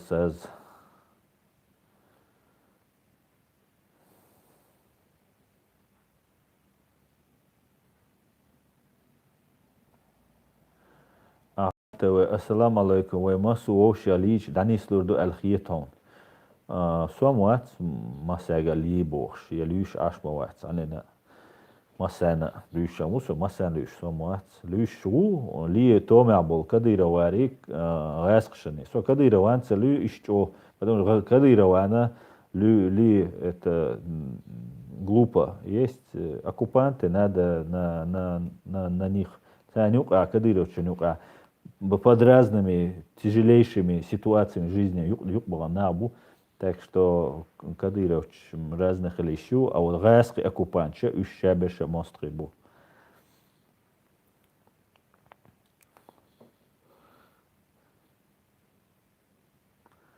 Чечня фри хайан, алейкум салам, да. Так, как относится к Саакашвили? Я уже говорил, как я к нему отношусь. У нас Амигом почему не организуете правительство изгнания? Амигом у нас есть правительство изгнания, есть кабинет министров, есть премьер-министр Ахмед Закаев. У нас все нормально. Есть непонимающие люди, которые не понимают, и там что-то там, как-то что-то. Ну, я думаю, мы все придем к этому, к единству. Так, Амир Амиров, Аслан, ты пропустил мое обращение. Напиши еще раз, если я где-то пропустил. Это я просто уже много повторяется, приходится просто уже листать. Если хотите задать, чтобы я обязательно увидел, пишите через суперчат, я это обязательно увижу. Это, конечно, платно, не хочу вас ни к чему принуждать, но я пытаюсь все читать. Ну, я уже так далеко отстал, что я боюсь, мне сейчас надо все пропустить, это чтобы хотя бы дойти до начала всего этого.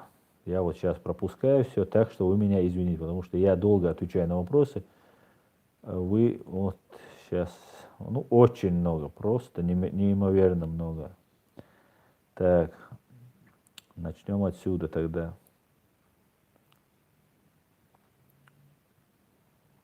Кто-нибудь скажите Аслан, что он читает давние сообщения. Республика Ичкерия. Да, я читаю, поэтому всех я много пропустил. Так, когда будет возвращение в Ичкерию? Скоро будет. Какая судьба ждет Республику Татарстан? Не могу сказать. То, что татары сделают, то и будет. Когда была у татар была возможность, когда мы воевали, подняться и освободиться. И нам это было подспорьем, и вам было бы. И украинцы могли тогда зачистить свою территорию от этих всех. Но вот получилось то, что получилось. Мы потеряли лучших из лучших. Сейчас находимся там, где находимся. Поэтому надо. Всем подниматься надо. Так, Ост-Вест — это СМИ, рассчитанные на русскоязычных совков. Так, ТВ-канал Ост-Вест — это СМИ, рассчитанные на русскоязычных совок. Я часто смотрю и слушаю их. От начала до конца несут пропаганду путинизма и ненависть к германским властям, особенно к Меркель. Дик Облос. Ну, я, Дик Облос, в чем-то с тобой, конечно, согласен, ну и не согласен, что они вот чисто пропаганду несут. Ненависть к германским властям тоже особо. Нет, ну, была античеченская истерия у них, они на чеченском вот этом имени, как я люблю делать ролик чеченец и кто-то, чтобы как бы привлекать внимание. Также и они начали привлекать. Но я как чеченец это делаю, как бы, а они, да и повод, и без это пытались сделать. Но после многих общений и личных общений они вроде сейчас успокоились. Будем надеяться, что больше не будут на нас делать себе пиар.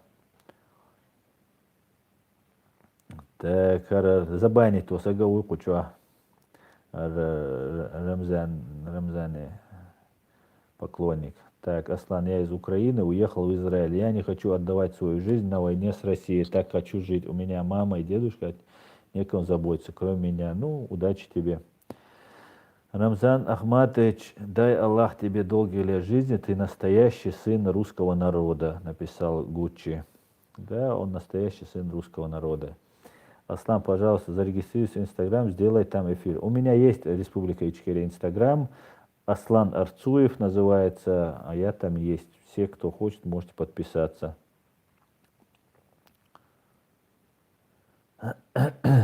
Так, Аслан, здравствуйте. Сергей Жаринов. Джохар Дудаев рассказал о том, что в Ичкерии богословы собирались обсуждать вопросы веры, а от России никто не приехал. Как думаете, сохранилось ли что-нибудь об этом? Сергею не знаю, ничего не знаю по этому поводу. Так.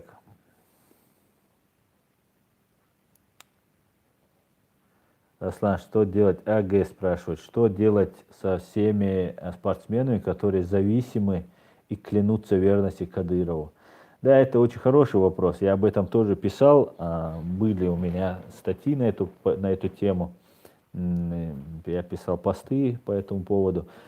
Ну, знаешь, какая ситуация? Конечно, эти люди, как и актеры разные, которых приглашали за большие деньги, эти люди трудятся во благо себя. Они не трудятся во благо Родины. Они пытаются сделать себе карьеру, заработать денег, получить Мерседес и так далее. Эти люди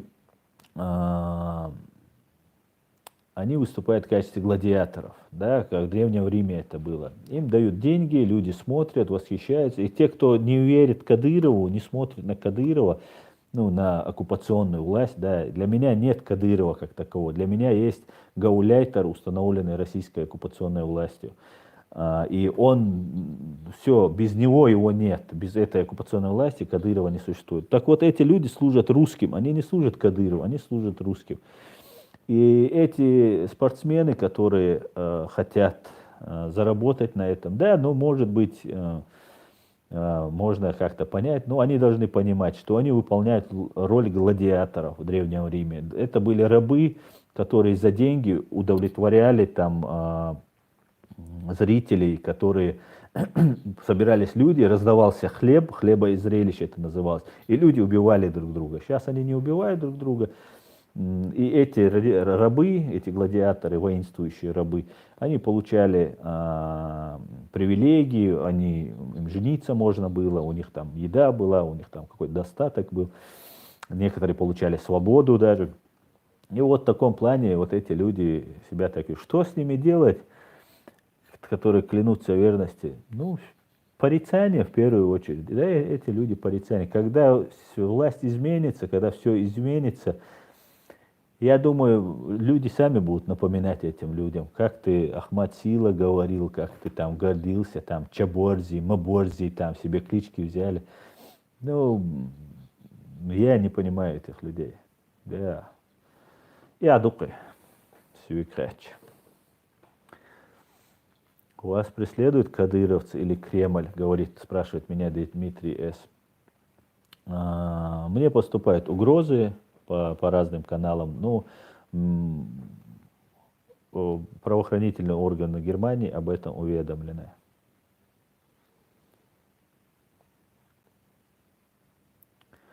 Республика Ичкерия. Так, я уже говорил, у меня есть Инстаграм.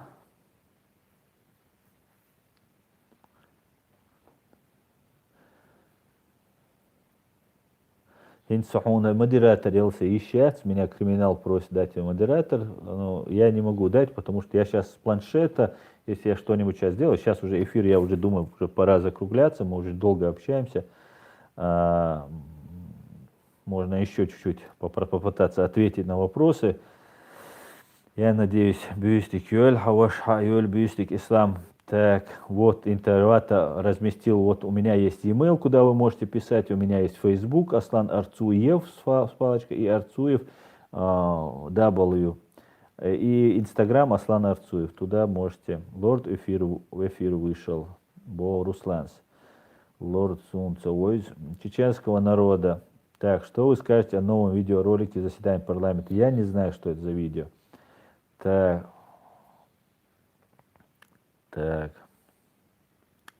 Много пишите, Аслан, так держать, держу.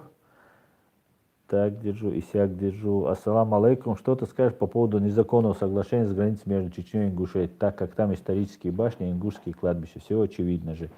Ахмед Аушу задает вопрос. Ва алейкум салам. Когда ты вот в начале своего разговора сказал незаконное соглашение. Незаконное соглашение, этим все сказано.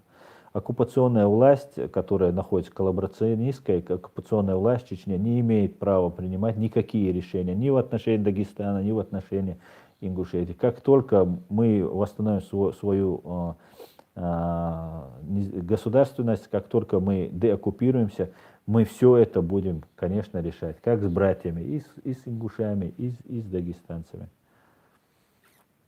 Хотел бы провести в войнах, спрашивает Эфир Шевченко.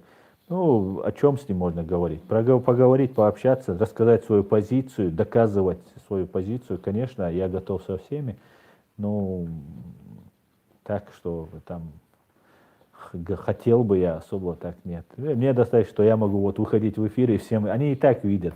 У меня очень много, меня уже давно взяли. Меня, кстати, сейчас лишили статуса адвоката. И обо мне уже давно знают. Еще в Москве я был, на карандаше у них. Ну, тут я уже как бы открыто начал выступать. Поэтому все, что я хочу сказать, мои зрители и чеченцы знают. Я веду антипропаганду. Я хочу донести правду, чтобы все люди, я призываю всех уходить на митинги, поэтому я также призываю тут всех доносить правду. Соответственно, С чего я не делаю, я никого этого не призываю. Я призываю выходить, доносить. Соответственно, я доношу, как могу, как умею, что в моих силах. И буду, пока во мне есть моя жизнь. Так.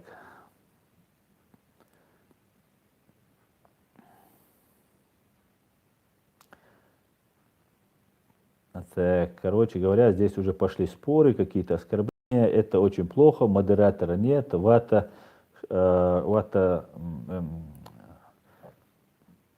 интервата, ты по-чеченски не понимаешь, поэтому ты не можешь ничего сказать. А тут уже начали ругаться между собой на чеченском языке. Провокаторы, может быть, и просто адреналин решили выпустить. Так. Сейчас опять я все пропускаю. Так, ассаламу алейкум. Что скажешь насчет Сибири? Сибирь — холодное место, могу сказать. Ассаламу алейкум, говорит Дауда Магомед. Алейкум салам. Так, вата блокирует ботов.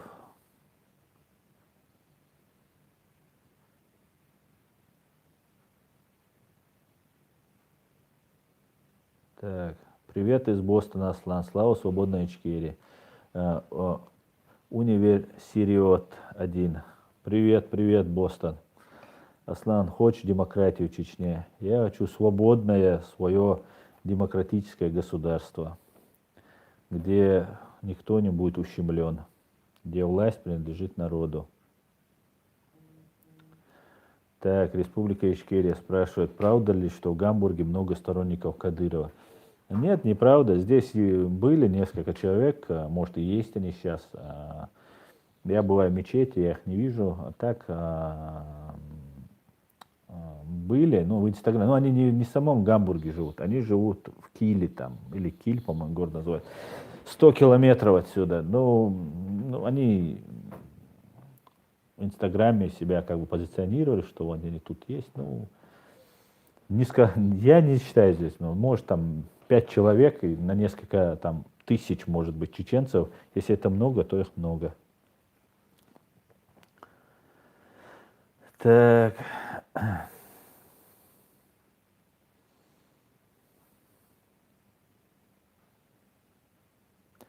Лом Эль Дадаев, Аслан, фильм «Эхо выстрела», снятый чеченцами из Бельгии, смотрел?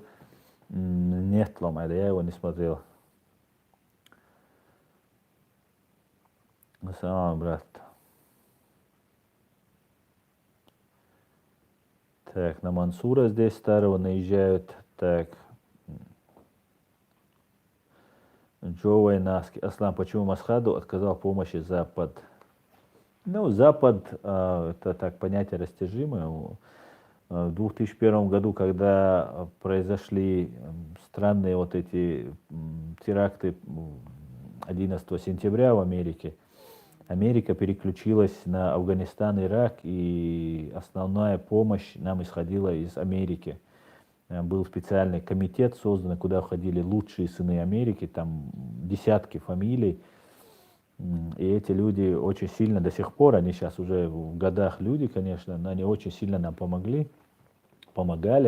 Но потом как бы произошло вот, и нас отдали на откуп. Ну и мы, конечно, тоже надо признавать свои ошибки. Мы тоже несли какие-то свои ошибки. Я общаюсь с нашими правительством, с депутатами, которые тогда были во власти, с журналистами, правозащитниками. И надо признать, что мы тоже совершали ошибки. Некоторые, среди нас была агентура, которая там готова была там воевать против всех там и так далее. Ну, короче, и тот же Ахмад Хаджи Кадыров, который находился как бы рядом с Масхадом и оказался креатурой ФСБ.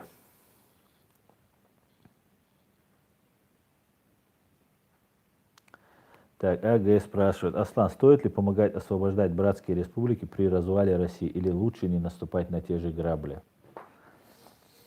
Ну, братские республики должны проявить и желание. Нам помогали все, мы должны помогать всем.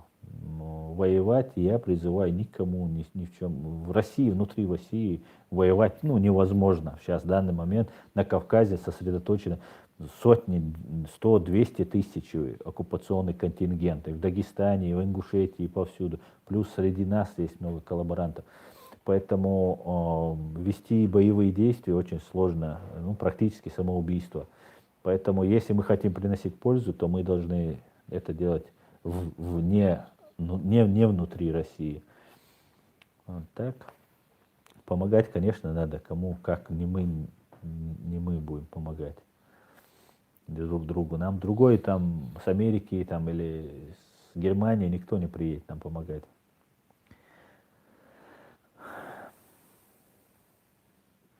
Так, Евгений Климов. Если Чечня враг Российской Федерации, то как враги могут прийти только к компромиссу справедливым, который многие сочтут забор вокруг вражеского государства и передача степи из страниц затерянных, где столетние жили русские? Я не понял вашего вопроса.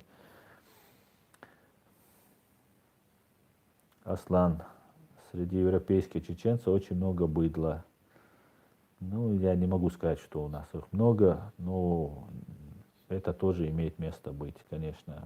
Немного, конечно. Просто если все познается в сравнении, нас немного быдла в нашем народе. Мое мнение, оно может быть ошибочным. Аслан, ты приостановил статус адвоката или, спрашивает Кавказ, или Кавказ, да, меня лишили статуса адвоката. Как только я начал выпускать в Ютубе ролики, меня лишили статуса адвоката. Хотя я до этого писал в Фейсбуке, уже несколько лет я пишу в Фейсбуке, очень много пишу. Но вот пока я не вышел в YouTube, меня не лишали статуса. Вот как вышел, сразу лишили.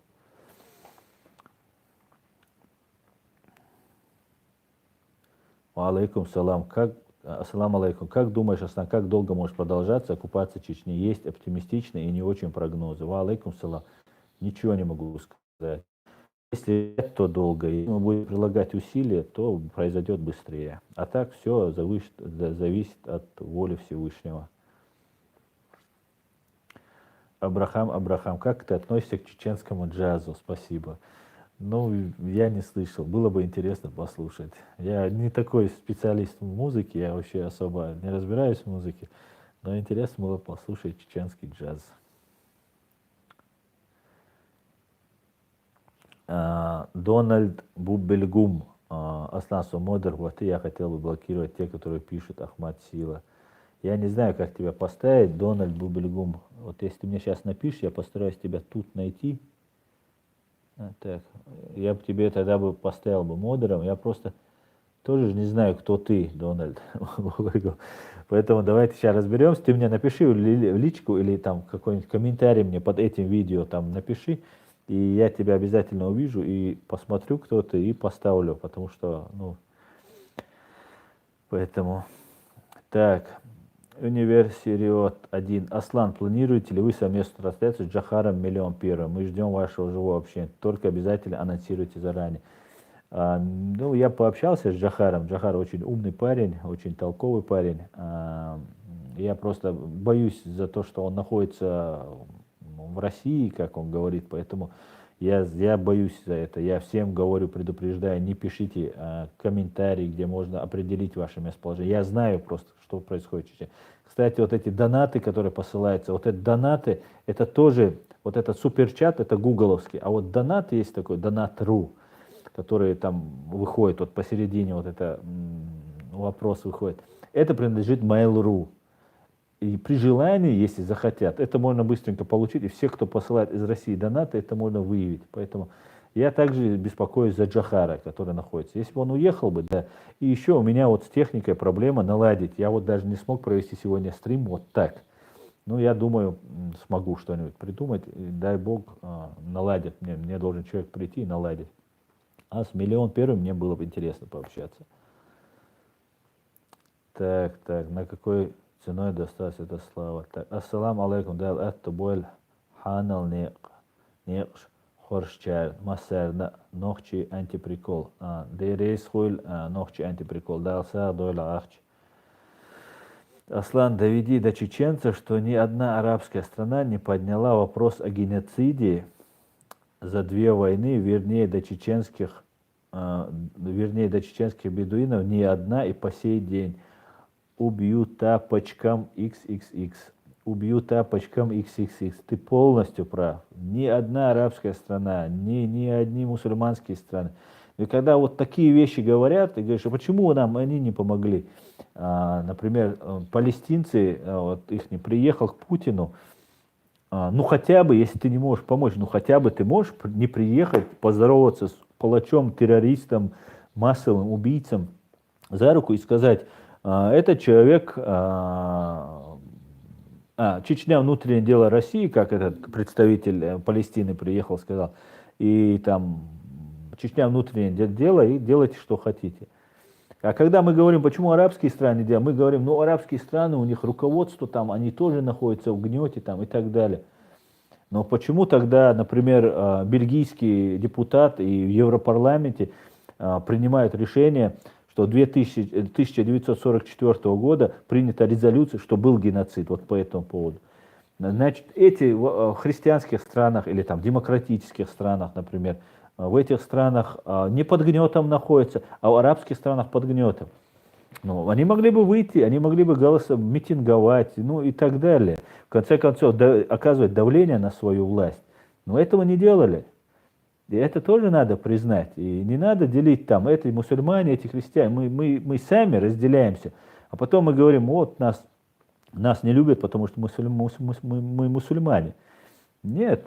Да, конечно, это глупо отрицать, что нас все любят и что так мусульманам одинаково. Нет, конечно, это тоже все понятно. Но мы должны пользоваться вот этими рычагами, вот этим международным правом. Они говорят, вот мы установим шариат.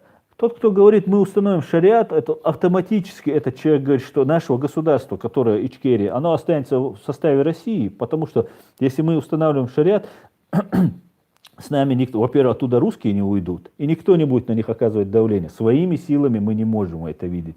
А во-вторых, да это даже самое главное, даже вот без этого суверенитета, самое главное, все преступники, которые совершили массовые убийства, геноцид, военные преступления против нашего народа, вы понимаете, что этих людей мы не накажем.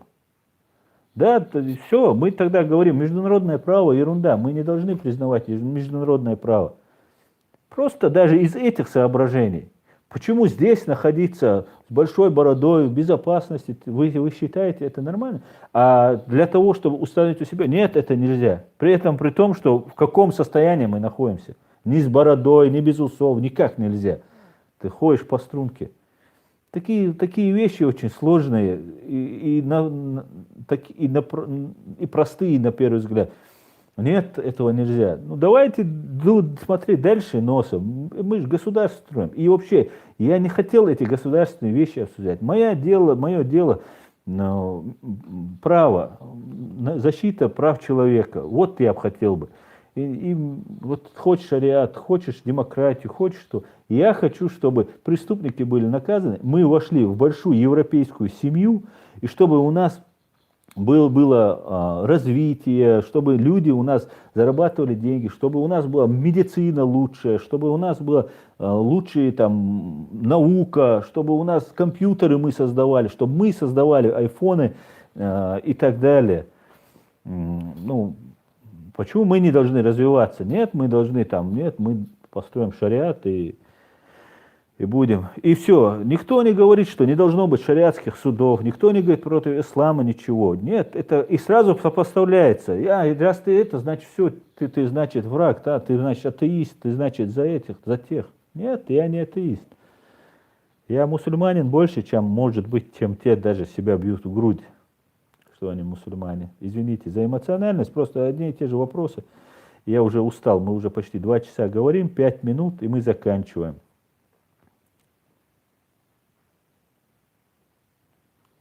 Так, я опять пропускаю, потому что я очень далеко зашел. Так, Ахмад Псина, я хочу, чтобы Ичкерия и Украина были свободны. Дай Аллах, дай Бог будет свободна. Те, кто живет на чужой земле, чужие дома, и те, кто прокрывает их, поддерживает, ослики без стыда и совести, говорит Шатой, говорит. Да, говорит, что то, я с тобой согласен. Ричард Шваровский, мы предоставлены самим себе в этом мире. Ричард Шваровский, мы, чеченцы, говорит, предоставлены самим себе. Совершенно верно. И все предоставлены сами себе. Каждый должен иметь государство образующее мышление. Мы должны понять, что мы не какой-то придаток России, там, с которой мы там боремся, все, что мы государство, и что мы должны развиваться, и мы должны своим детям передать свое государство. Так, стримы будут регулярны. Да, стримы будут регулярны, иншаллах. Здесь не соглашусь, ясно, шариат не отрицает международное право, тем более не мешает развитию. Артур Бергман. Артур, ну, да, это долгая история, обсуждать это все, но надо будет отдельно, наверное, создать эту тему и как-то делать все это. Это надо, Артур Бергман, это очень сложная тема. Я не хочу в эти темы вдаваться, потому что здесь что-то скажешь, потом вырежут куски, что я уже и так много сказал. Но при всем при этом надо понимать, что мы как-то должны найти взаимоотношения. Это нормально, может, корубийское, да, цуадить. Суфистую, вахабистую, демократую, вшадеш бусобна дуй, бусобна может карбах. Я духой. И что, ну, так, Бен Ашур. Израиль способен помочь Чеченской Республике Ичкерия? Бен Ашур. Если Израиль признает Чеченскую Республику Ичкерия, и у нас Европарламент принял резолюцию в 2004 году о признании геноцида 1944 года, если Израиль признает эту резолюцию, примет как закон, что Россия, Советский Союз устроил у нас геноцид, то это будет огромная помощь со стороны Израиля. Мы были бы безмерно благодарны. В том числе сейчас мы в Украину обратились, будем в Грузию обращаться, еще в другие страны будем обращаться. И если вы посодействуете обратиться в Израиль, и нам это поспособствует, мы будем благодарны Израилю.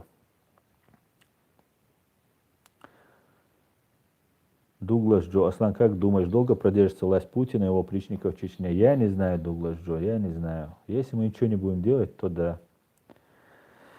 Да, Интервата сообщает. Стримы Аслан планирует вторник и четверг.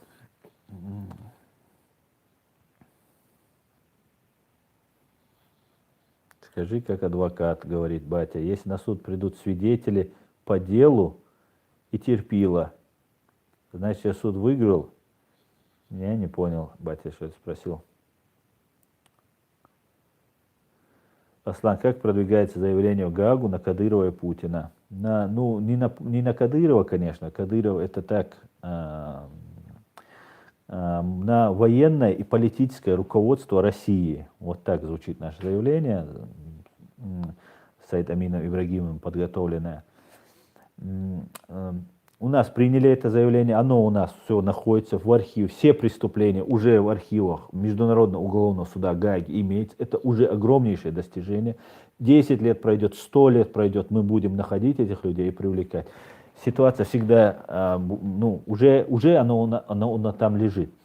Решением прокурор сам не согласился принять, по каким-то своим убеждениям, там побоялся, может, еще что-то. Другого объяснения я просто не знаю, но не буду наговаривать, так как я не знаю. Сейчас нами отправлено письмо в ООН генеральному секретарю. Вот у меня на канале есть как раз это обращение Саида Амина Ибрагимова генеральному секретарю ООН. И по Римскому статуту дело, Международный уголовный суд, может быть возбуждено дело там, по 3 основаниям. Это по решению прокурора, по заявлению государства. Мы как государство, видите, вот проблема. Мы не являемся субъектом международного права, поэтому мы не можем просто обращаться. И геноцид над нами совершенный, мы не можем просто обратиться. Вы понимаете, насколько мы лишены в правах, насколько мы урезаны в своих правах. Государство может, прокурор может на своем основании и по заявлению генерального секретаря ООН, по заявлению ООН. Соответственно, прокурор отказался, как государство мы не можем, и теперь мы отправили, Саид Амин Ибрагимов отправил в ООН, и мы ждем ответа, что ООН даст эту отмашку, и Международный уголовный суд наберется мужества, храбрости и исполнит свои прямые обязанности по привлечению военного преступника Путина и военное политическое руководство России к уголовной ответственности, за что им грозит практически всем пожизненное заключение в комфортабельных условиях, в комфортабельных камерах европейского типа. Так, мы уже 2 часа говорим, ребят, мы сколько бы ни говорили, мы можем продолжать. Я оставлю на следующий раз. Я надеюсь, всем понравилось. Я надеюсь, я смог ответить, как мог вам. Ну, в принципе, на этом я хочу с вами попрощаться. Пишите свои комментарии под видео, что понравилось, что не понравилось. Если где-то я что-то неправильно сказал, кого-то где-то обидел, оскорбил, приношу свои извинения. Пишите комментарии. Ассаламу алейкум ва рахматуллахи ва баракатуху. Доброй ночи вам. Так, теперь надо это как-то остановить. Я пока еще не знаю, как это сделать. Так, наверное, это будет вот так. Нет. Так, завершить трансляцию. Все, я